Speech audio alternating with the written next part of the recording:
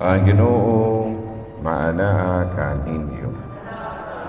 Ang santos nga ebanghelyo sumala ni San Mateo.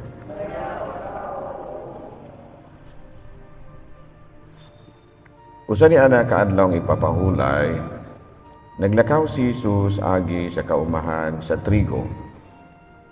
Ang iyang mga tinud-an gigutom. Usa nangutlo silang mga uhay sa trigo ug nangukit niini. Sa pagkakita niini sa mga Pariseo, miingon sila kang Jesus, "Tanawa ra gud, supak sa atong balaod nga ang mga tinud-an ang imong mga tinud-an maghimo niini sa adlawng igpapahulay." Si Jesus mitubag, "Wala ba di ay kamo makabasa sa gibuhat ni David sa dihang gigutom siya o ang iyang mga kauban? Miadto siya sa balay sa Dios ug mikaon siya ug ang iyang mga kauban sa pan nga gihalad ngadto sa Dios. Bisag supak sa balaod nga mangaon sila ni adtong pan, kaya ang mga pari man lamang ang gitugutan sa pagkaon niini. O wala ba ka di ay makabasa sa balaod ni Moses nga sa matag adlawng ipapahulay ang mga pari sulod sa templo naglapas man sa balaod sa adlawng ang papahulay apan wala sila makasala. Sultihan ko kamo nga dinhi ani ay labaw pa kay sa templo. Kung kamo nakasabot pa lamang sa kahulugan ining bahina sa kasulatan nga nagingon, dili ako gustog mga halad nga mananap, kung dili kaluoy. Dili unta ninyo pagkasado ang mga tao nga walay sala. Kaya ang anak sa tao man ang magbubuhat sa angay buhaton sa adlaw nga ipapahulay." Mga igsoon ko diha ni Kristo ang ebanghelyo sa Ginoo. Mga lingkod. So once again, good morning na usab ka natong tanan. Including our followers no sa atong Facebook, mga bago nato nga mga followers. Kumusta naman mo, no? Mga nakakaintindi ng Bisaya, no? Kasi yung iba, mga hindi nakakaintindi. Pero nga taga-Africa, no? Nag-greet na ako sa Facebook, no? May mga ibang mga lahi. Kaya nga, kung hindi ka nakakaintindi ng Bisaya, ipapa-interpret nyo na lang sa mga kakilala ninyo na medyo nakakaintindi rin ng Cebuano language. So karon unsa may ato ang mga pamalandong. First is kining giingon sa atong Ginoong Jesucristo nga dili ako gustong mga halad nga mananap kung dili kaluoy. No, sa to pa unsa man day gusto sa atong Ginoong Jesucristo because halad nga mananap kuan siya kining gitawag nato og sacrifices ba kana bang mga gihalad nga mga mananap sunugon sa altar. And of course murag gikuan kini ni Kristo mura ba iyahang tagaan og right interpretation ng sacrifices nga gihimo. Mingon siya kung dili kaluoy. Wala ako magkinahanglan og mga halad nga mananap kung dili kaluoy. So first and foremost di ay, as a Christian, isip sumusunod ni Kristo, ang kining gitawagin nato compassion, maugyod ang primarimente nato nga kinaiya. Mugyo na siya pinakakinaiya nato.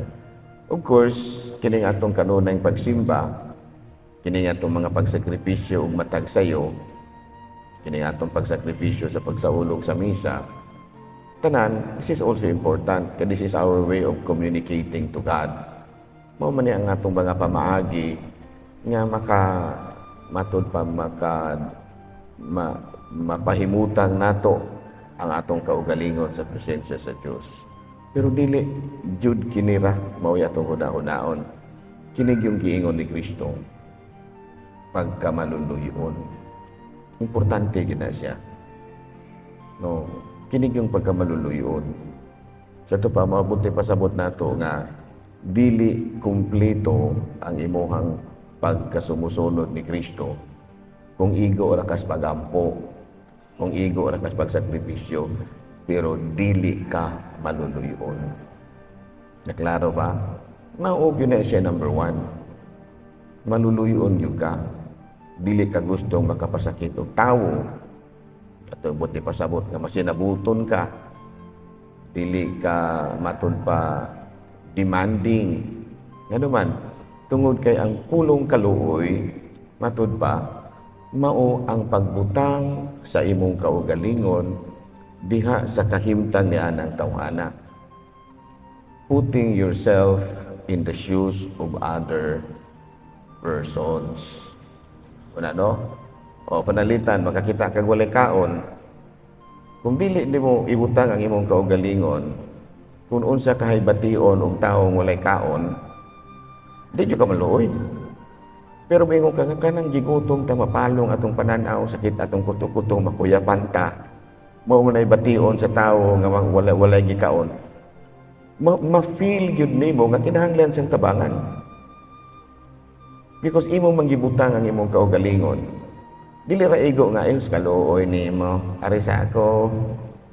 Saan naman ang pagkakaluuya nimong igo ra man kang nagpa. Mura mag sa pinulungan pa na namo. Mura magapaatik-atik ra ka. Aro inglon ba nga naluoy kunuhay. Ang tinuod yung naluoy is putting yourself in the shoes of other persons. Kung nakakita kag talabangon, tuo ka ka talabangon gud siya, nakabalo ka nga lisod ang iyang kahimtang, then do something. Himo agyod ang unsa imong mahimo. Dili ka igo ra kang magpaatik-atik o ay kaluoy niya. Mag-istorya ka dito sa mga silingan. Sus, naluoy gyud ko itong akong nakita na akong walay kaon. Naluoy gyud ko. Nya sa may imong gihimo, wala ra. Ay, Ginoo ko. Makaingon pula, ay, Ginoo ko. Wala ra to'y kapuslanan. Malukop pa yung panugilon. Malukop ako kag panugilon nga muna maluluyon ka.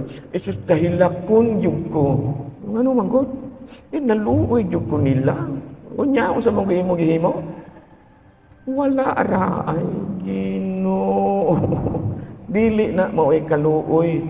You are not putting yourself in the shoes of other people. In other words, wala ba nimo bagi gisulod ang ilahang kahimtang.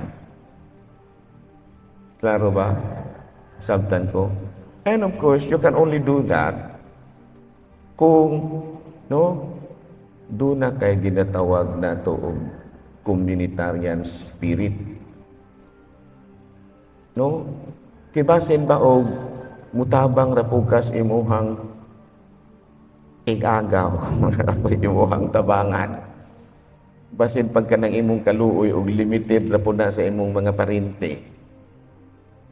No, bitaw na nga uban ko nung dili magminyo kay niingon sila, kapoy mapunuroy ning magpakaon taglaing tao. Dili kuno sila magminyo, kay dili sila gusto mo pagkaon ng laing tao. So may labot anas kami nyo ng pagpakaon sa laing tao. O hangulon ka, di kay mo ingon ka nga, di na lang ka magminyo, kay muna ayaw. So in other words, ang pagka maluluyon di ay should always have communitarian spirit. Muna gitudlo ni Kristo.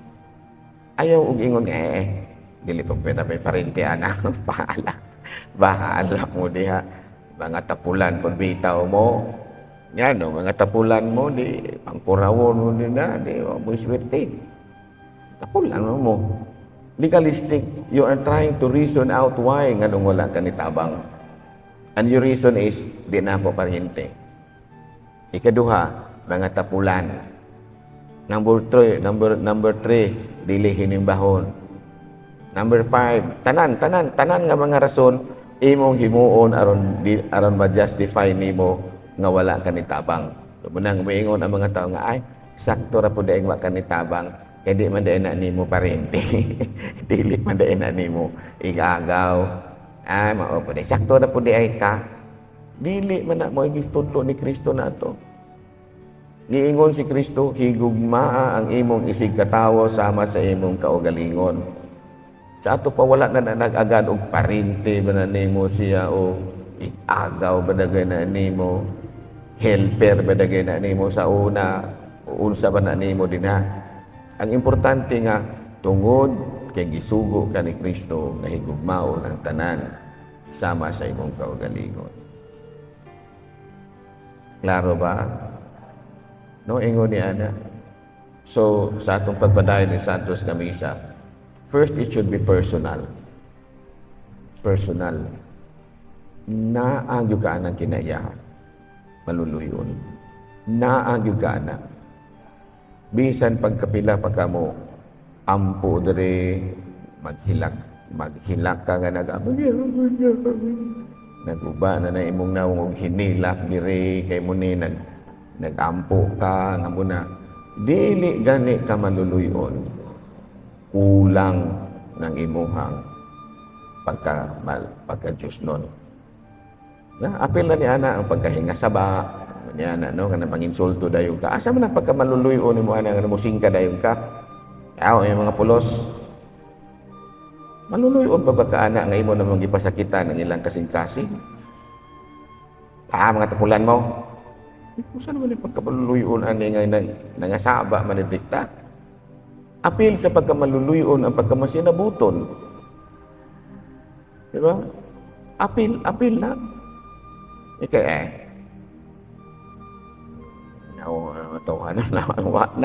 Wa na. Unya, sige kang kasimba.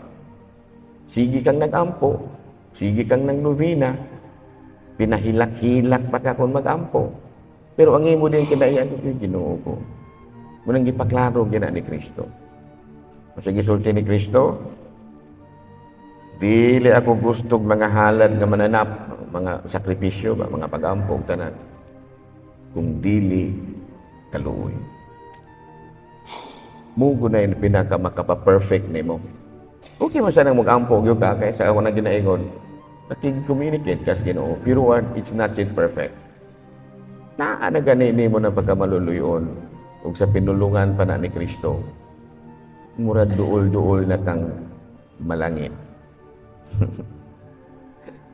Buti pasabot. Hapit na ka mamatay kaya naman. Kaya naman maluluyon naman ka. Ano? Wala ang uban na ingon ako to ako amigo. Dili sa ako magmaluluyon. Nganuan, unya ra o gulang-gulang na ko kay kinirabang maluluyon ta. Kuhaon na yung Ginoo. Unang naay kanta nga miingon, ang bait mo naman sana kunin ka na ni Lord. Good boy. No? Nakaduwa mo kanta ni Black Jack. Good boy, good boy. Ang bait mo naman sana kunin ka na ni Lord. Good boy. Ayaw mong tuong blackjack, oy. Ang Ginoo mo ingon nga tagaan ti kag taas nga lawas. Taas nga kinabuhi aron daghan pagagmatabangan. Klaro ba? Ano na ingon nga kinada bagong buutan ta padre kuhaon tag sa Dios Ginoo mo nang magpabadlong putang panalagsa. Uy, ayaw dili na mao. Dili na mao. Ang mga buutan labi na gyud og tig-atiman sa ginikanan. Dugay ka nang mamatay. Nga naman, gusto gyud sa Ginoo nga taas kay kang kinabuhi aron daghan ang mga tao nga imong matabangan ug makasunod sa imong maayong kinaiya. Manindog paligong.